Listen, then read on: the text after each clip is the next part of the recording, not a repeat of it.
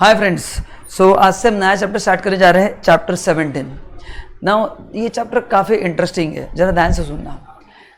ये चैप्टर में हम क्या पढ़ने वाले हैं, कॉस्ट ऑडिट कब कंपलसरी है ये हम पढ़ने वाले हैं। कॉस्ट ऑडिट के कंप्लायंस क्या करने पड़ते हैं, कौन से बुक मेंटेन करने पड़ते हैं, कौन से इंडस्ट्री के लिए ऑडिट है।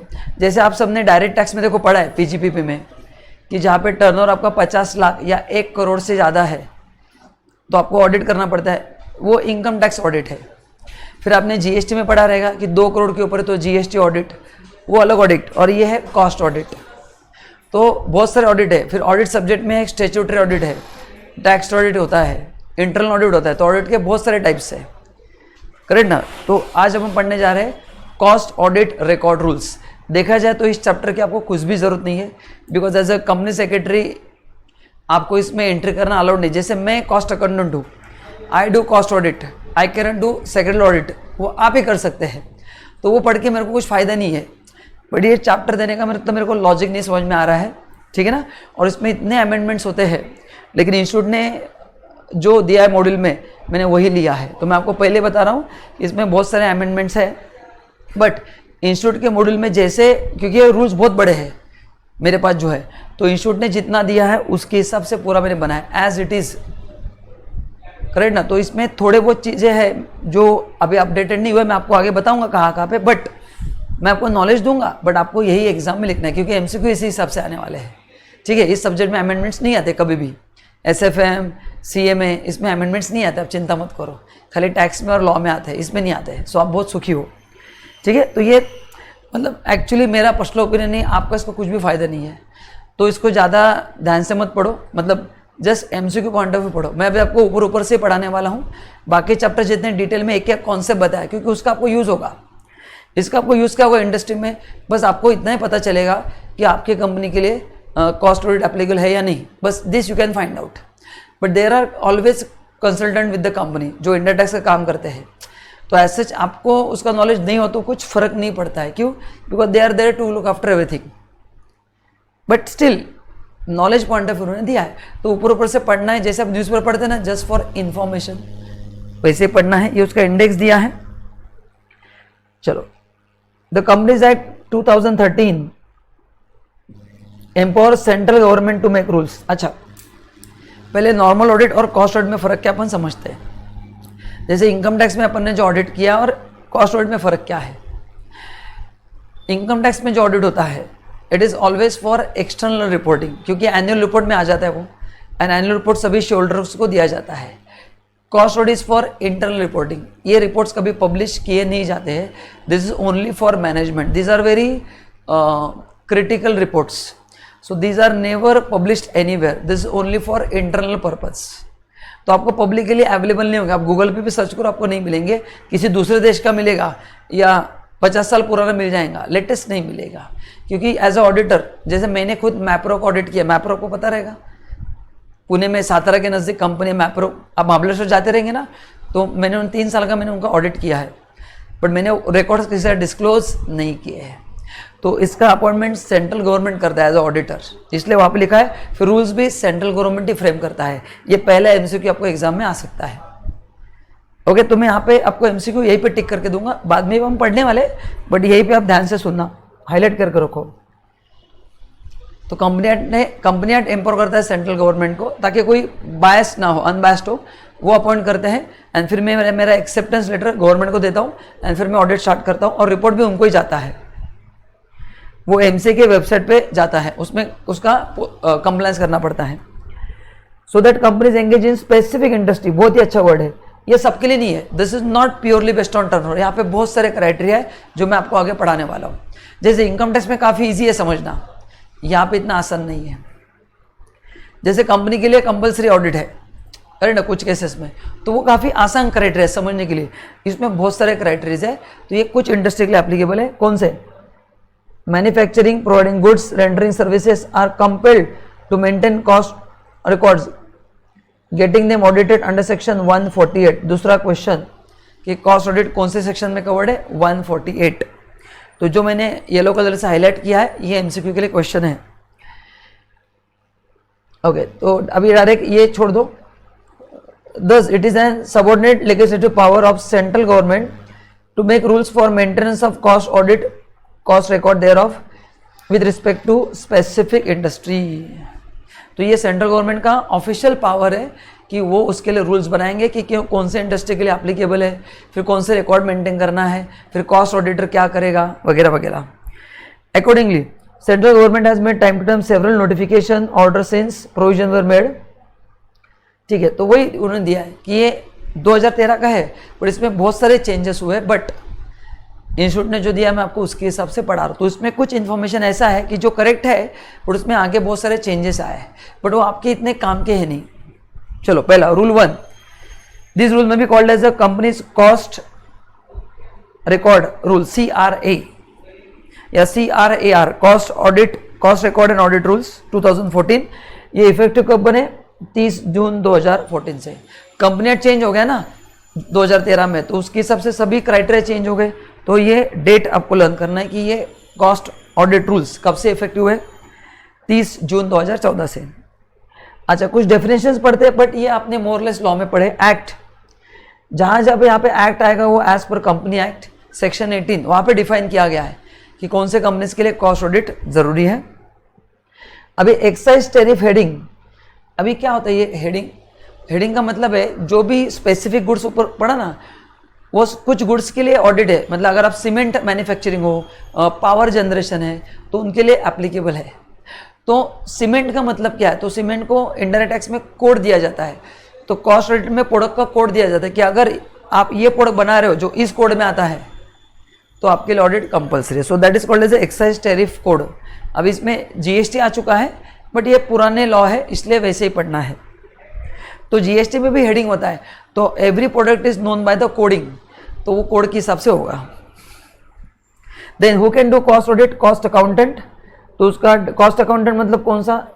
Institute of cost and works accounts of India 1959, जिसका अभी का नाम है ICAI, institute of cost and works accountant of India. पहले ICMA था, ICMAI, but chartered account institute ने फोर्सफुली मैनेजमेंट नाम हटाने को बोला, क्योंकि उनको लगता था कि उनका डिग्री डिग्रेड हो रहा है. तो ये तीनों जो इंस्टीट्यूट है, CA, CS, CMA, these are the sister concern. इनमें भयंकर झगड़ा और भयंकर पॉलिटिक्स चलता रहता है. एक इंस्टीट्यूट ने सिलेबस चेंज किया तो दूसरा करता है, फिर तीसरा करता है, तुमसे मैं भारी, तुमसे मैं भारी, और मरते बेचारे faculty and student like this. No use for you, absolutely no use. I don't know when you will, मतलब मेरे को समझ में आ रहा है कि आपको क्यों दिया है ना. जैसे मतलब मैं आपको सब्जेक्ट पढ़ रहा हूँ कोई लॉ का, और बीच में म्यूजिक क्लास के कुछ इन्फॉर्मेशन दिया कि how to play piano, is like that, एकदम ऑड ही दिया है. ओके, तो ये भी आपको पूछ सकते हैं कि जो कॉस्ट अकाउंटेंट अपॉइंट होता है वो कौन से इंस्टीट्यूट का मेंबर है, वो है. ठीक है. अच्छा, नाउ कॉस्ट ऑडिटर का मतलब क्या? Practising cost accountant. जैसे प्रैक्टिसिंग कॉमर्स ऑडिटर का मतलब क्या आपको पता है, वैसे ही है, जिसके पास सर्टिफिकेट ऑफ प्रैक्टिस होना चाहिए. Membership is a different thing. आपको अप्लाई करना पड़ता है COP के लिए, certificate of practice. So after completing required articleship you get that COP and then you can start working as a cost auditor. ठीक है. चलो, now what is cost audit report which is sign by cost auditor? Simple, उसमें पढ़ने की कोई बात नहीं है. Now what do by cost record? ये रूल्स में दिया है कि जब मैं कंपनी कॉस्ट ऑडिट करता हूँ, जब मैंने मैप्रो का ऑडिट किया था, तो उनका मेरे को मिला था कि सर कौन से रिकॉर्ड हमको मेंटेन करना एक्सपेक्टेड है. सो मैंने उनको पूरा लंबा लिस्ट भेजा था. वो पागल हो गए रिकॉर्ड बनाते बनाते हैं, ह्यूज लिस्ट. तो उसको बोलते हैं कॉस्ट रिकॉर्ड्स. तो इसमें प्रोडक्शन के रिकॉर्ड रहते हैं, प्रोडक्शन का रिकॉर्ड, सेल्स के रिकॉर्ड है, स्टॉक के रिकॉर्ड्स मेंटेन करने पड़ते हैं, जो आपको लॉसेस होते हैं उसके रिकॉर्ड मेंटेन करने पड़ते हैं, वर्कर के अटेंडेंस के रिकॉर्ड, हर एक रिकॉर्ड मेंटेन करना पड़ता है. Frankly speaking, financial accounting, cost accounting, there is a lot of duplication of work, only the presentation style is different. क्योंकि डेटा तो वही है. तो जो नॉर्मल ऑडिट में जो होता है थोड़ा अलग डेटा होता है, बट डुप्लीकेशन तो होता ही है. कंपनी को डबल खर्चा होता है, बट ऑप्शन नहीं करना पड़ता है कंपनी को. अच्छा, नॉर्मल जो ऑडिट है वो टर्नओवर के बेसिस पे, बट ये स्पेसिफिक कंपनीज को ही है. देखो ऊपर लिखा था ना, क्या लिखा था? स्पेसिफिक इंडस्ट्रीज बोला है, तो उन्हीं के लिए इंडस्ट्री बेस्ड है वो. ठीक है. और इनकम टैक्स का जो आपने पढ़ा है वो टर्नओवर बेस्ड है. फिर बिजनेसमैन कोई भी हो, यहाँ पे खाली टर्नओवर नहीं है. यहाँ पे अगर आप उस इंडस्ट्री में आते हैं तो फिर देयर आर मोर क्राइटेरियाज. ठीक है. नो फॉर्म का मतलब क्या आपको पता ही है, बताने की जरूरत नहीं है। इंस्टीट्यूट मतलब कौन सा इंस्टीट्यूट, मैंने आपको बता दिया है। All other words and expression use in this rules but not define in this act और in shall have same meaning in the, मतलब आगे ऐसे कोई वर्ड्स आएंगे जो यहाँ पे डिफाइन नहीं हुए तो उसका जो कंपनी एक्ट में जो मीनिंग है वही यहाँ पे अप्लाई होगा। ये आपको कुछ काम का नहीं है, छोड़ दो। तो ये इसको एक बार पढ़ के रखना, जो मैंने येलो कलर से हाईलाइट किया उसमें छोटा सा एमसीक्यू आ सकता है। नाउ देखते हैं कॉस्ट रिकॉर्ड का मतलब क्या है। As per rule 2E of companies cost audit record rules 2014, cost record means books of accounts rating to, ये इंपॉर्टेंट है दोस्तों, IMP करो। Utilisation of material labour other items of cost applicable to the production of goods and provision of service under the section 148 of the act. It is mandatory to keep cost record for the proper supervision and control, ये important है, ये exam में पूछ सकते हैं। Utilisation of material labour other items of cost, मैंने कहा ना जहाँ जब कॉस्ट कहाँ पे नहीं आता बताओ, सभी रिकॉर्ड मेंटेन करना है। प्रोडक्शन पे कॉस्ट है, सेल्स पे कॉस्ट है, स्टोरेज का कॉस्ट होता है, डिस्ट्रीब्यूशन का कॉस्ट होता है, कंपनी में पावर जनरेट किया उसका कॉस्ट है, रिसर्च एंड डेवलपमेंट का कॉस्ट है, एडमिन का कॉस्ट है, वर्कर को ट्रेनिंग दिया जाता है उसका कॉस्ट है। तो हमने जब मैप्रो का रिकॉर्ड्स मेंटेन किए थे उनके 335 प्रोडक्ट्स थे और हर एक प्रोडक्ट के लिए अलग अलग कॉस्ट शीट बनाया था हमने। मैं आपको बताऊंगा, मैंने कुछ चीज़ें शेयर करूंगा आपके साथ कैसे मैंने काम किया था। Every company specified in A of rule 3 shall get cost, ये अपन नीचे पढ़ने वाले, रुको। To get is cost account record, cost record audited in accordance with the rules if annual turnover of the company for all product and service during immediately preceding financial year is 50 crore or more as the aggregate turnover of the individual, 50 crore का criteria कर दिया है। इसलिए फिर cost audit का जितना उसको पहले था वो कम हो गया। अरे ना, अभी कुछ इंडस्ट्री के लिए तो 100 करोड़ कर दिया, एक्चुअली 50 करोड़ भी पूरा लिमिट है, बट अभी एग्जाम पॉइंट ऑफ 100 करोड़ का एक्चुअल लिमिट हो चुका है फॉर फ्यू इंडस्ट्रीज। तो ये पुराना है काफ़ी, इसमें 100 करोड़ हो चुका है। बट आपको यही ध्यान में रखना है क्योंकि मॉडल में दिया है, अगर मैं इसको चेंज करके दूंगा तो आपको MCQ में मार्क्स नहीं मिलेंगे, ठीक है ना। और ये मैंने चेक भी किया, इसके कोई अमेंडमेंट्स भी इंस्टीट्यूट ने नहीं दिए, आप भी क्रॉस चेक कर सकते हो। जिस दिन देंगे मैं आपको अमेंडमेंट्स पढ़ा दूंगा, there are many amendments, but institute भी चाहती कि इन्फॉर्मेशन बेस्ड ही हो तो आप उसके हिसाब से पढ़ो। Now application of cost record from the purpose of subsection 1 of 148, मतलब audit the class of companies including foreign companies defined under in clause 42 of 2 of act. हाँ, मतलब कंपनी एक्ट सेक्शन जो 2 है एंड क्लॉज 42 उसमें जिन companies को define किया है, company act आपने तो वो तो पढ़ा है, तो उसमें सेक्शन 2 क्लॉज 42 में जो class of companies including foreign company yes engage in the production of goods rendering service also having annual turnover from इस product services ₹35 crore or more during immediately preceding financial year shall include cost record for such product। हाँ, मतलब इनके लिए अभी confuse मत होना, 35 करोड़ के ऊपर अगर टर्नओवर है तो क्या बोला है, कॉस्ट रिकॉर्ड मेंटेन करो, एंड 50 करोड़ के ऊपर है तो देखो क्या बोला है, फर्क क्या बताओ इसमें दोनों में। यहां पे जो कंपनी वो अलग है, ये रूल 3A में डिफाइन की है और ये सेक्शन 2 ऑफ 45 में डिफाइन की है। ये कॉस्ट ऑडिट रूल्स में डिफाइन किया और ये कंपनी एक्ट में डिफाइन की है। तो इन सभी कंपनीज को क्या करना है, कॉस्ट रिकॉर्ड मेंटेन करना है। तो इनके लिए 50 करोड़ का क्राइटेरिया है, मतलब इनके लिए ऑडिट का क्राइटेरिया 50 करोड़ है और इनके लिए कॉस्ट रिकॉर्ड मेंटेन करना है फॉर सच प्रोडक्ट, सच मतलब हर एक प्रोडक्ट के लिए 35 करोड़ के ऊपर। तो मैप्रो को जब मैंने ऑडिट किया तो उनका टर्नओवर 125 करोड़ था, जिसका मैंने 3 साल काम किया है। 100 to 125 करोड़ के आसपास उनका टर्नओवर था। मतलब उनके बाकी भी कंसर्न थे बहुत सारे अलग अलग ऑर्गेनाइजेशन, बट मैंने जिसका main Mapro foods private limited का किया था 125 करोड़ टर्नओवर था, ह्यूज कंपनी। तो आई होप ये डिफाइन अलग सेक्शन में हुआ है, उसमें कौन आते अपन पढ़ेंगे। उनके लिए 50 करोड़ के ऊपर ऑडिट है, एंड यहाँ पे कंपनी एक्ट का जो सेक्शन 2 है उसमें जो कंपनीज आती है, classes of companies including foreign companies, उनके लिए 35 करोड़ के ऊपर का टर्नओवर है तो ऑडिट कॉस्ट रिकॉर्ड मेंटेन करना जरूरी है। तो 50 crore is different criteria for audit and 35 crore is for maintaining cost records. आप समझ के रहना है। तो ये डायग्राम है जो आप देख लेना। नेक्स्ट अभी देखो, अभी आ गया स्पेसिफिक क्राइटेरिया। ऊपर अपन ने पढ़ा था ना कि जो प्रोडक्शन कंपनीज हैं, जो प्रोडक्शन में इन्वॉल्व है, उनके लिए कॉस्ट ऑडिट है। अभी लंबा चौड़ा लिस्ट है। अभी देखो, इसका मैं पढ़ के क्या फायदा। अब इसमें से अगर एमसीक्यू आ गया तो मुश्किल है थोड़ा। तो companies engage in strategic sector, हाँ, तो कौन से सेक्टर के लिए कंपलसरी है? Machinery, mechanical appliances use in defence, space, atomic energy such as nuclear reactor, fuel elements, non irradiated nuclear reactor, ये सब पढ़ के छोड़ देना है। Steam, aircraft, space aircraft part, ship, boat, floating structure. अरे ना, मतलब अगर आप मैन्युफैक्चर कर रहे हो क्या, machinery and mechanical appliances, machinery मतलब फॉर प्रोडक्शन, अप्लायंसेस मतलब उसके कंपोनेंट आप बना रहे, और वो यूज कहाँ पे होंगे?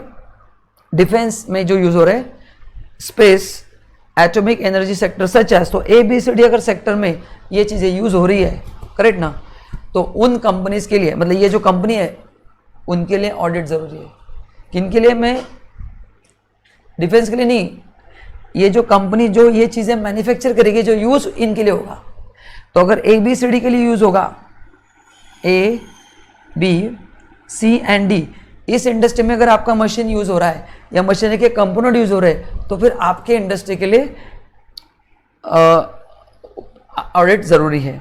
Then turbojet, turbo propellers, arms ammunition, propellant powders, prepared explosive, safety fuses, ये सब पढ़ के छोड़ दो। अब इसमें से काफ़ी सारी चीज़ें टेक्निकल है, मेरे को भी नहीं समझता है ना, तो even I don't know what is this. जब भी मेरे पास क्लाइंट आता है, मैं चेक करता हूँ एग्जैक्टली मीनिंग, उस क्लाइंट के लिए पूरा पढ़ता हूँ डिटेल में, फिर उसको बताता हूँ कि तुम इस प्रोविजन में आ रहे हो या नहीं आ रहे हो।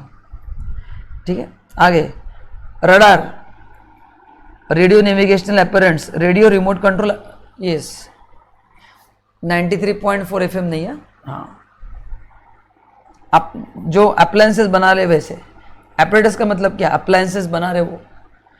Tank and other armed fighting vehicle, जो बना रहे, टैंकर बना दी कोई। Motorise, whether not fitted with the weapons, parts of such vehicle, हाँ, मतलब टैंकर के अपने पार्ट्स भी बनाए तो भी आपके लिए ज़रूरी है। एंड यहाँ पे investment made by company to the extent of 90% more by government agency, जहाँ पे कंपनी का इन्वेस्टमेंट 90% है, उससे ज़्यादा है उन सब के लिए। सो 1 2 3 4 5 ये स्ट्रेटेजिक सेक्टर है, इसमें जो कंपनी इन्वॉल्व है उन सब के लिए कॉस्ट ऑडिट क्या होगा? Yes. Then company engage in industry regulated by sectoral regulator और मिनिस्ट्री ऑफ डिपार्टमेंट और सेंट्रल गवर्नमेंट। हाँ, मतलब ये ऐसी इंडस्ट्री है जिसका कंट्रोल किसके पास है? Ministry of department of central government.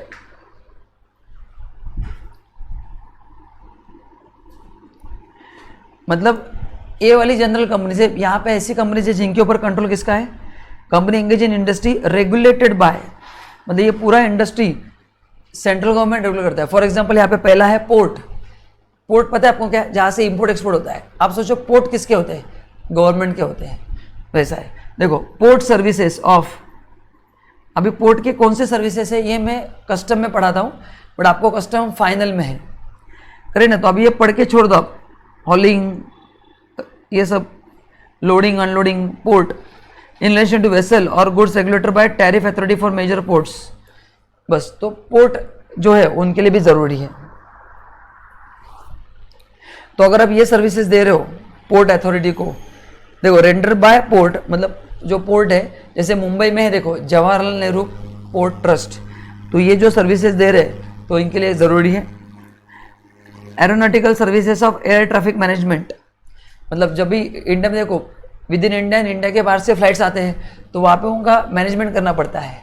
Road पे ज़रूरत नहीं, एक दूसरे को दिखता है, अपन मैनेज करते हैं।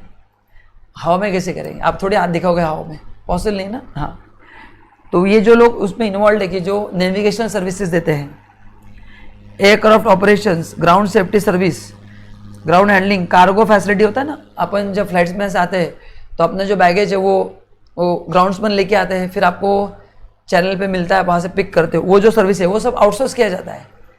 पोर्ट कुछ, मतलब एयरपोर्ट कुछ नहीं करता हूँ, है ना, मतलब वहाँ पे एक बार फ्लाइट लैंड हो गया तो फिर पैसेंजर का जो पूरा है कि उनको वहाँ पे लेके जाना है, एक एजेंसी का आउटसोर्स किया जाता है।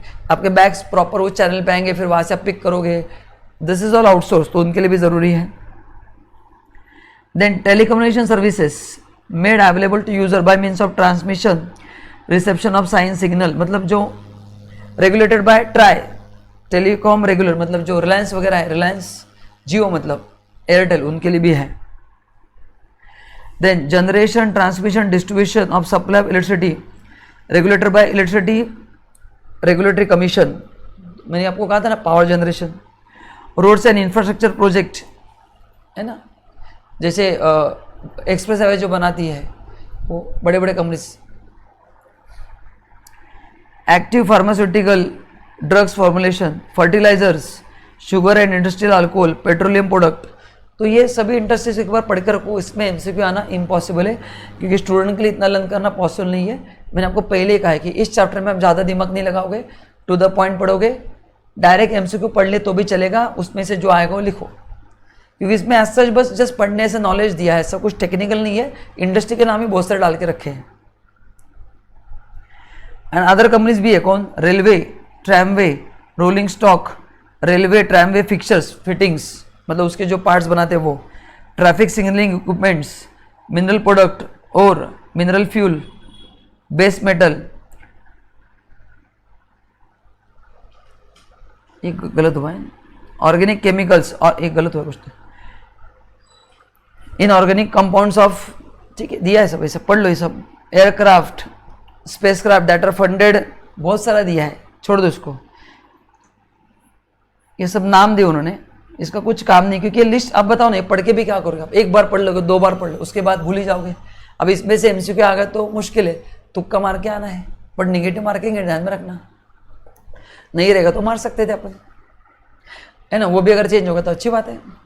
तो ये इस पे दिमाग मत लगाओ, क्योंकि ये 1-2 बार पढ़ के रखो, थोड़ा लर्न करना डिफिकल्टी है ना। अभी ये अच्छा रूल है, इसमें सब कुछ पढ़ना है।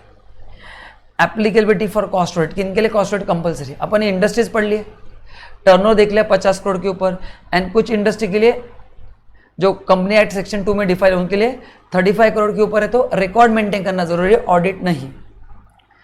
The company is required to include cost record in the books of accounts in accordance with the sub rule 1 shall be required to get cost record audited by cost auditor. ठीक है, देखो every company specified in item A of rule 3, rule 3A, देखो ये rule 3 ये ए है, इसमें अपन ये rule 3 अपन ने स्टार्ट किया था ना, इसमें ये ए पॉइंट है वही दिया है, तो ए में जितने भी थे फिर यहाँ से बी स्टार्ट हो गए, तो रूल 3 में जो ए पॉइंट था मैं उनकी बात कर रहा हूँ।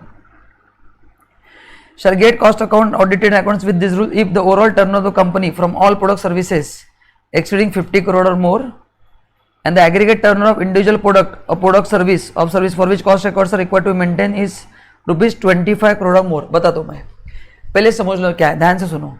रूल 3 में अपन ने पूरे इंडस्ट्रीज देख लिए, किनके लिए कॉस्ट रिकॉर्ड मेंटेन करना जरूरी है प्लस ऑडिट भी। तो रूल 3 में जो ए वाली जो कंपनीज है स्ट्रेटेजिक सेक्टर, उनके लिए कॉस्ट ऑडिट कंपलसरी है। ए में ए कितनी यहाँ तक आती है, ये तक, ध्यान से सुन लो मैं क्या बता रहा हूँ। अभी ये थोड़ा कंफ्यूजिंग क्राइटेरिया बहुत सिंपल है। उन्होंने क्या बोला है, जैसे आप रूल 3A के कैटेगरी में आपकी कंपनी आ रही है, अभी उसमें से कुछ प्रोडक्ट इसमें आ रहा है, कुछ प्रोडक्ट उसमें नहीं आ रहा है, तो वही बोला है, देखो क्या बोला है यहाँ पे, बोला all product and services during the immediately preceding financial, अगर लास्ट ईयर का आपका टर्नओवर सभी प्रोडक्ट सर्विसेज का 50 करोड़ के ऊपर है तो आपको ऑडिट करना जरूरी है, ठीक है। And the aggregate turnover of individual product service for which cost records are required to maintain under rule 3 is 25 crore or मोर। अरे कोई सपोज मैं मल्टीपल प्रोडक्ट बना रहा हूँ, वो उस इंडस्ट्री में नहीं आते हैं, तो फिर मैं अगर एक आधा प्रोडक्ट बना रहा हूँ तो फिर उसका टर्नओवर अगर 25 करोड़ या उससे ज़्यादा है तो भी मेरे को ऑडिट करना क्या है, ज़रूरी है। हाँ बढ़िया, कौन से प्रोडक्ट के लिए? जिसके लिए कॉस्ट रिकॉर्ड मेंटेन करना जरूरी है अंडर रूल 3। तो कॉस्ट रिकॉर्ड के लिए अपन ने क्या पढ़ा था, ये करें ना, तो इनके लिए भी जरूरी है।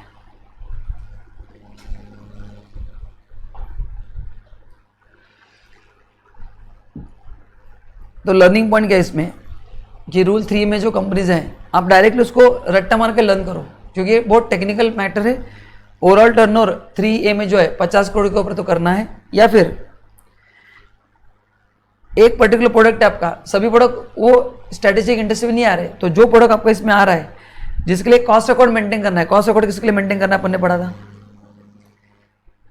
ये जो कंपनीज है अगर इनका टर्नओवर 35 करोड़ के ऊपर है, करेक्ट ना, देखो दिया ना, मतलब ये सेक्शन 2 में जो कंपनीज है उनके लिए है। तो 35 करोड़ के ऊपर क्या है, अकाउंट्स मेंटेन करना है। और यहाँ पे क्या बोला है कि 25 करोड़ के ऊपर है, ये एक प्रोडक्ट की बात चल रही है, वो 35 ओवरऑल है, आप कंफ्यूज मत होना, वो 35 ऑल प्रोडक्ट है। ये एक प्रोडक्ट अगर 25 करोड़ के ऊपर है तो भी आपके लिए फिर ऑडिट कंपलसरी हो जाएगा। मतलब सभी प्रोडक्ट का मिला के 50 करोड़ के ऊपर तो भी होगा, या एक पर्टिकुलर प्रोडक्ट भी अगर 25 करोड़ के ऊपर है तो भी होगा।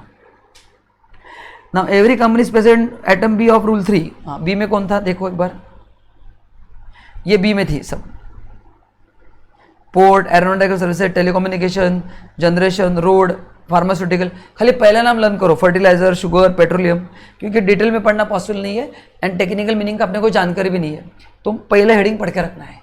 मैं तो ऐसे लर्न करता हूँ क्लाइंट के साथ डिस्कस करते समय कि पेट्रोलियम यहाँ पे आता है, फिर डिटेल जाके चेक करता हूँ क्या क्राइटेरिया है, बट एक बेसिक आइडिया तो आ जाता है। तो इन सब के लिए को क्या क्राइटेरिया जो बी कैटेगरी में आती है, इनके लिए 100 करोड़ का क्राइटेरिया है, एंड इंडिविजुअल प्रोडक्ट के लिए 35 करोड़, जो 3 में था वही। मतलब 3 में जो है इंडिविजुअल प्रोडक्ट के लिए ऊपर 25, बट यहाँ पे 35 है, बाकी सब सेम ही है। The requirement of cost audit under this rule shall not apply. मतलब ऊपर जो बोला है जिनके लिए कॉस्ट ऑडिट करना है रूल 3 में, जो इंडस्ट्रीज है वो अगेन कॉस्ट ऑडिट से बाहर हो जाएंगी। कब? पहला, उस revenue from export in foreign exchange exceeds 75% of total revenue. मतलब टर्नओवर कंपनी का 300 करोड़ है और वो स्ट्रेटेजिक इंडस्ट्री में आता भी है, लेकिन 300 करोड़ में से 75% जो टर्नओवर है वो एक्सपोर्ट से है, तो उनके लिए फिर कॉस्ट ऑडिट करने की जरूरत नहीं है, इवन दो टर्नओवर जो वो ज़्यादा है। एसीजेड में जो कंपनीज है उनके लिए एप्लीकेबल है नहीं, तो इनको टर्नओवर देखने का काम ही नहीं है। Then engage in generation of electricity for captive consumption. मतलब मैं मेरा खुद का ही पावर जनरेट करके खुद के कंपनी में यूज़ कर रहा हूँ। हाँ, अगर मैं बेच रहा हूँ तो करना ही है, बट खुद का अगर है तो खुद के लिए यूज़ करे तो उनके लिए भी ज़रूरी नहीं है। For this purpose captive generating plant have the same meaning assign to under electricity rule. छोड़ दो,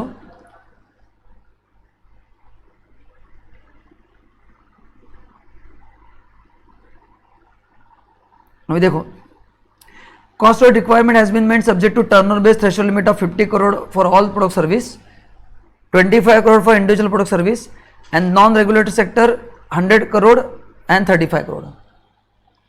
मतलब जो स्ट्रेटेजिक इंडस्ट्री है उसके लिए aggregate 50 crore, product wise 100 crore, and बाकी जो इंडस्ट्रीज है नॉन रेगुलेटेड सेक्टर जो जनरल दिया है, जो गवर्नमेंट कंट्रोल नहीं कर रही है, उनके लिए 100 करोड़ एंड 35 करोड़ रिस्पेक्टिवली। ठीक है, अभी जस्ट एक मिनट है, अब इसमें मेरे को आपको बताना है। हाँ, ये बी है वो रेगुलेटेड है, नीचे वर्ड था ना रेगुलेटेड सेक्टर, ये बी उनके लिए, एंड बाकी सब फिर नॉन रेगुलेटेड में आएंगे। तो ये 4 लिमिट ध्यान रखना, 100 करोड़, 50 करोड़, 35 करोड़, 25 करोड़। ये आपने लर्न किया ना, आपका काम ही हो जाएगा। क्योंकि देखो इंडस्ट्री लर्न करना तो पॉसिबल नहीं है, बट कैटेगरी ए बी के हिसाब से लर्न कर सकते हैं। कैटेगरी में ये क्राइटेरिया है, बी में ये क्राइटेरिया है, सी में ये क्राइटेरिया है। अभी देखो, अभी ये इसका परफेक्ट डायग्राम है। रेगुलेटेड सेक्टर मतलब जो गवर्नमेंट का है, तो पहले क्या देखना है कि ओवरऑल टर्नओवर 50 करोड़ के ऊपर है, या फिर किसी पर्टिकुलर प्रोडक्ट का टर्नओवर 25 करोड़ के ऊपर या सर्विस का, तो कॉस्ट रेट करना है। लेकिन अगर उनका ही फॉरेन एक्सचेंज का टर्नओवर टोटल टर्नओवर का 75% है, तो फिर रूल 4 अप्लाई नहीं होगा, रूल 3 अप्लाई होगा। रूल 3 क्या बोलता है? कॉस्ट रिकॉर्ड मेंटेन करो, ऑडिट नहीं करना पड़ेगा। Rule 3 cost record. Same ACZ में तो रूल 4 अप्लाई नहीं होगा, मतलब ऑडिट मत करो लेकिन रिकॉर्ड मेंटेन करो। एंड नॉन रेगुलेटेड सेक्टर के लिए क्या है? सेम, ये तो सेम ही, ये तो सबके लिए, फॉरेन एक्सचेंज ये सबके लिए, तो फिर यही पे आएगा।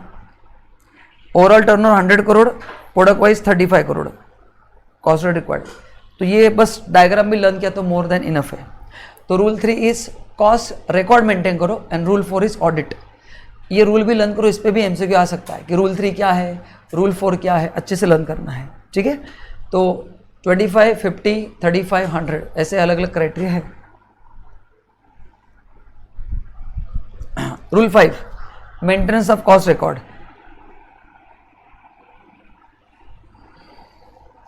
Every company under this rule, including all units and branches thereof,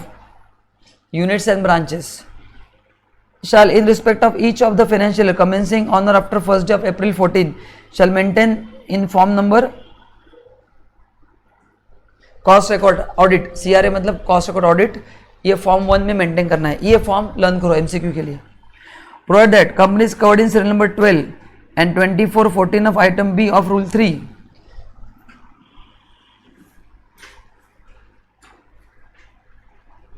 ये बी है ना, तो बी में जो 12 है, कौन सा 12 है, फार्मास्यूटिकल।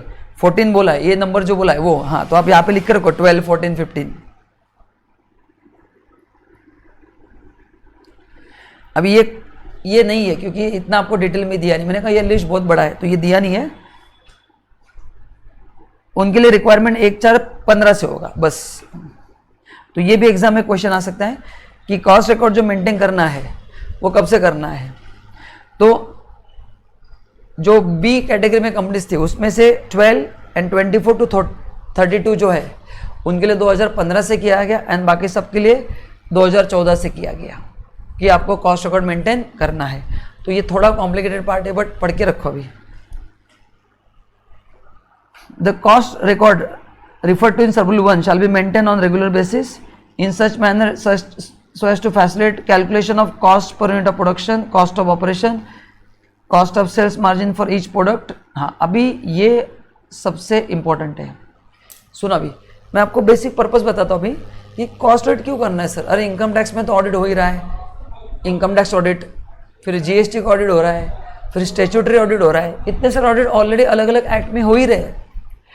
कॉस्ट ऑडिट का मेन पर्पस क्या, मैं आपको एक अंदर की बात बताता हूँ। काफ़ी बार गवर्नमेंट इंडस्ट्री को सब्सिडी देती है based on losses shown by them. तो ये लॉसेस जेन्युइनली हो रहे हैं कि नहीं हो रहे, ये गवर्नमेंट को पता करना है। अगर उनका जो ऑडिटर है वो तो मैनेज कर देगा सब रिकॉर्ड्स, इसलिए कॉस्ट ऑडिटर सेंट्रल गवर्नमेंट खुद अपॉइंट करती है। एंड जब भी उनको कोई सब्सिडी देना है, जब भी उनको कुछ इकोनॉमिक मेजर डिसीजन लेना है, तो दे यूज़ दिस कॉस्ट रिकॉर्ड्स, ताकि उनको पता चले कि आपका इंडस्ट्री में लॉस कितना है, आपका cost per unit of production कितना है, कॉस्ट ऑफ ऑपरेशन कितना है, सेल्स मार्जिन कितना है, ये सब पता चले, इसलिए ये लोग करते हैं। तो ये उसका एक्चुअल इम्पोर्टेंस है। गवर्नमेंट को सब्सिडी देना है, कोई इंडस्ट्रियल पॉलिसी लेके आना है, गवर्नमेंट काफ़ी इंडस्ट्री की मदद करती है ना, तो based on their losses, based on their requirement, तो काफ़ी बार कॉस्ट रिकॉर्ड गवर्नमेंट मंगाती है। तो ये इसमें से एक एमसीक्यू आएगा, क्यों मेंटेन करना है, for calculation of cost per unit, cost of operation, cost of sales margin, ये सब, ताकि गवर्नमेंट को पता चले तुम सच में लॉसेस में हो या नहीं हो। The cost record shall be maintain such manner so as to enable company to exercise as far as possible control over the various operation and cost to achieve optimum economic in the utilization of resources, and these records shall provide necessary data which is required to be furnished under these rules। ठीक है, तो वो तो general दिया है। तो इसका purpose क्या है, कॉस्ट पर यूनिट निकल के आ गया तो आप ऑप्टिम यूज कर सकते हैं। अच्छा, कॉस्टिंग और फाइनेंशियल अकाउंटिंग में फर्क क्या है, ये मैंने पहले चैप्टर में आपको बताया था। Financial accounting overall profit loss बताता है, cost accounting product wise profit loss बताता है। तो ये उनका कहना है कि आप you can achieve economy of मतलब operational economy you can achieve, you can use optimum resources properly, ये सब दिया है।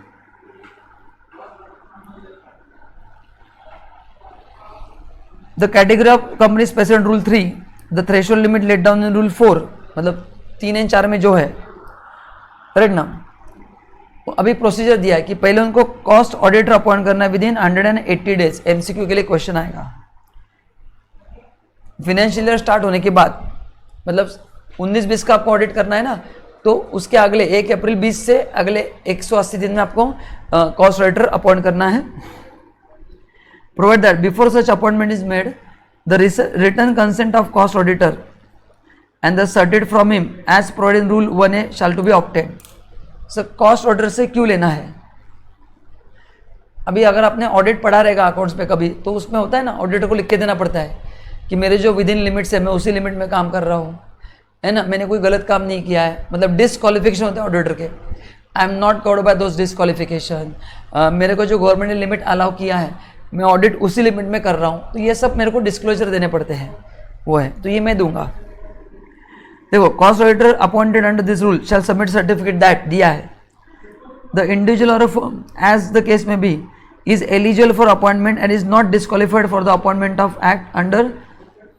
ये अपन ने नॉर्मल ऑडिट में पढ़ा, वही है कि मैं लिख के दूंगा कि I am not ineligible for appointment. Then ये ठीक है, ये भी आप ठीक है। हाँ देखो, ये इंपॉर्टेंट है, विद इन द लिमिट्स, मेरे को जो ऑडिट के लिमिट्स है, लेट्स से लिमिट 20 है, तो उसके अंदर ही मैं ऑडिट होने चाहिए मेरे, वो है। Then a list of proceeding pending against cost auditor, मतलब मेरे अगेंस्ट किधर कोई केस चल रहा है क्या, वो, या मेरे जो फर्म है उसमें किसी पार्टनर के ऊपर चल रहा है, या हमारे फर्म के ऊपर कोई केस चल रहा है ना, मिसकंडक्ट का कोई केस है, तो वो देना पड़ता है। तो ये जो मैंने येलो कलर से हाईलाइट किया, ये तीन ही एग्जाम में आ सकते हैं। और आई थिंक आपने ऑडिट पे पढ़ा रहेगा, सेम ही, ये सेम रहते हैं, क्वालिफिकेशन डिसक्वालिफिकेशन जो नॉर्मल ऑडिटर के होते हैं और कॉस्ट ऑडिटर के ऑलमोस्ट सेम है, थोड़े बहुत चेंजेस हैं। अगर आपको ऑडिट सब्जेक्ट है तो आपको समझ में आएगा, बट अभी पहले था ऑडिट, अभी हटा दिया, उसमें था ओल्ड सिलेबस में 30 मार्क्स के लिए ऑडिट था, उसमें ये सब था।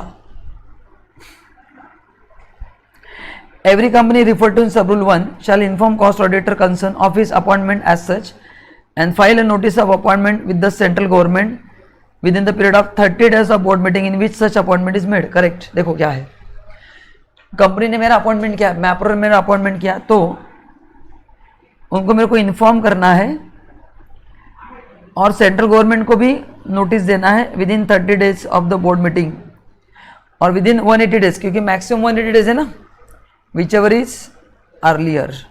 कौन से फॉर्म में? CRA2, उसका एक फीस है कुछ 5,000 रुपये रहता है, वो जो कंपनी को देना पड़ता है मेरे को अपॉइंट करने के लिए, सेंट्रल गवर्नमेंट को, है ना। उसमें भी चेंजेस बहुत सारे हुए हैं, बट बता रहा हूँ।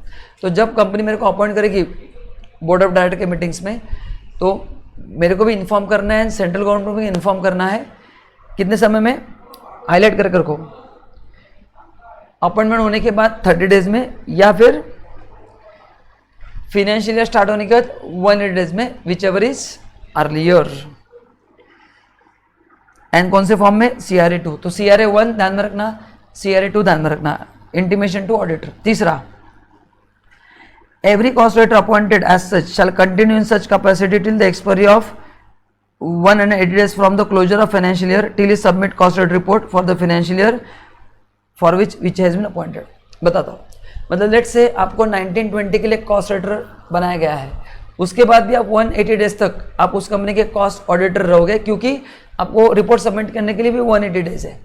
तो 1920 का जो मेरे को कॉस्ट ऑडिट रिपोर्ट सबमिट करना है, वो सबमिट करने के लिए मेरे को 180 दिन मिलेंगे। तो भले कंपनी अगले साल नया ऑडिटर अपॉइंट करेंगे, उसमें अड़चन नहीं है, बट पुराने जो 1920 का उसके लिए मैं ही रिस्पॉन्सिबल होऊंगा, I will be cost auditor for that date, for that particular year, ये उनका कहना है। मतलब बीच में नया अपॉइंट किया तो मैं हट नहीं जाऊंगा, क्योंकि वो आधा काम तो मैं नहीं किया, पूरा मैं ही करूंगा। Provide that the cost auditor appointed under the rule may be removed from his office before the expiry of his term. Yes, उसको रिमूव किया जाएगा कब? उसके अलग अलग केसेस है कि कॉस्ट ऑडिटर ने काम बराबर नहीं किया, कंप्लायंस नहीं कर रहा है, तो अलग अलग रीजन की वजह से उसको निकाला जा सकता है। But through a board resolution after giving him reasonable opportunity being heard, then उसको आप निकाल सकते हैं। तो आप इन बिटवीन निकाल सकते हैं, बट उसके लिए ये क्राइटेरिया है। Provide further that form CRA2 to be filled with the central government for intimating appointment of cost auditor shall include the relevant board resolution. ठीक है, मतलब जब आप CRA2 में गवर्नमेंट को बताओगे तो बोर्ड का जो रेजोल्यूशन जिसमें मेरे को अपॉइंट किया गया है वो भी देना जरूरी है।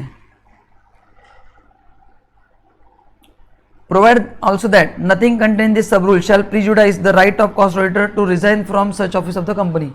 हाँ, मतलब खुद चाहे तो भी रिजाइन कर सकता है। कब? मतलब कंपनी मेरे को निकाल सकती है, मैं भी खुद रिजाइन कर सकता हूँ। कब? मेरे को कंपनी डेटा नहीं मिल रहा है, इसके एक्टिविटी बराबर नहीं हो रहे हैं, करेक्ट ना, तो मैं ऐसे गलत रिपोर्ट साइन नहीं कर सकता हूँ। सो मैं इन बिटवीन रिजाइन भी हो सकता हूँ, या फिर मेरा हेल्थ का इशू है या कोई पर्सनल मैटर आ गया तो आप इन बिटवीन रिजाइन कर सकते हैं। फिर जो अराइज होगी उसको बोलते हैं कैजुअल वैकेंसी। मैं जब रिटायर मतलब हट जाऊंगा तो वैकेंसी अराइज होगी। देखो, रेजिग्नेशन, डेथ, रिमूवल, कोई भी रीजन से हो, कंपनी मेरे को निकाले, मैं खुद छोड़ के जाऊँ, shall be filled by board of director with in 30 days of occurrence of such vacancy. जिस दिन मैंने छोड़ दिया उसके अगले 30 days में कंपनी को नया ऑडिटर अपॉइंट करना है, एंड उसके बाद 30 days में CRA2 में गवर्नमेंट को इन्फॉर्म करना है। ठीक है, बस ऐसे फॉर्म पढ़ते रहो। Next, the cost statement including other statement to be annexed to the cost report shall be approved by board of director before they are sign on behalf of board by any of the director authorised by the board for submission to the cost auditor to report thereon. मतलब क्या, देखो, मैं जब cost report मैंने कहा था ये central government को भी सबमिट होता है, तो ये सबमिट करने के पहले I need certain statements from company, है ना, जो कंपनी देती कि इसका कॉस्ट इतना है, I need certain certificates from company. तो ये साइन कौन करेगा? बोर्ड ऑफ डायरेक्टर, जो कंसर्न डायरेक्टर वो साइन करेगा, फिर ही मैं गवर्नमेंट को दूंगा ताकि वो वैल्यूएबल रहे। और मेरे को रिपोर्ट कौन से फॉर्म में सबमिट करना है? CRA3। तो ये भी इंपॉर्टेंट है, ये भी एग्जाम में आ सकता है कि कौन से फॉर्म में रिपोर्ट सबमिट करता हूँ, 3। And along with qualification, disqualification, मेरे पास पूरा अधिकार है, अनबायस्ड ऑडिट होगा, जो सही है वही लिखूंगा मैं। Every editor shall forward is duly send report to board of director of the company with in period of 180 days from the closure of financial year to which report relates, and board of director shall consider exam such report. Yes, मतलब मैं मेरा report financial year खत्म होने के बाद 180 दिन में उनको प्रेजेंट करूंगा। ठीक है, मतलब मैंने कुछ क्वालिफिकेशन रखा है तो फिर वो डिस्कस करेंगे। Every company according to this rule shall with in period of 30 days from the rate of report of copy of cost report to central furnish central government report. मतलब ये रिपोर्ट मेरे को गवर्नमेंट को भी देना है, मैंने कहा था, करेक्ट ना, तो मैं कंपनी को दूंगा CRA3 में, एंड गवर्नमेंट को देना है वो CRA4 में देना है। खाली XBRL उनका एक अलग रिपोर्टिंग लैंग्वेज है, एक्सटेंडेबल बिजनेस रिपोर्टिंग लैंग्वेज, अलग उनका एक टूल आता है, उस टूल में डेटा डालना पड़ता है, एंड फिर वो गवर्नमेंट को दूंगा मैं, इसको दूंगा, फिर मैं ये गवर्नमेंट को दूंगा। ठीक है, अब इसका प्रेजेंटेशन है कॉस्ट रेट का। पहले देखो, बोर्ड मीटिंग के बाद 180 days में अपॉइंट होगा। अच्छा, कब अपॉइंट होगा?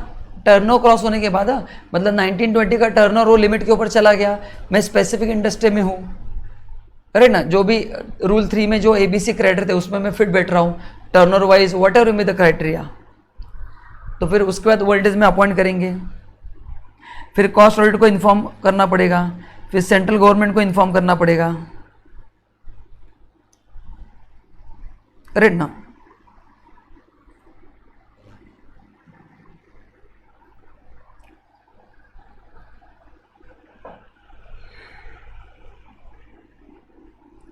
फिर उसके लिए भी 180 days का समय है, कैजुअल वैकेंसी 30 days दिया है।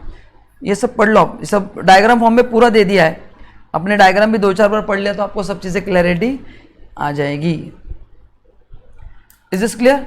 ठीक है, तो अपन आप यहीं पे रुकते हैं, एंड बाकी का फिर अपन अगले लेक्चर में देखेंगे। बट अभी कोई पहले काम करना है, ये जो नंबर्स है, क्राइटेरिया, आप एक नोटबुक पे लिख के रखो, ठीक है, ताकि आपको लर्न करने में ईजी हो। मैंने डायग्राम फॉर्म में दिया ही है, आप अगर आपको और भी लिखना हो आप लिख सकते हैं।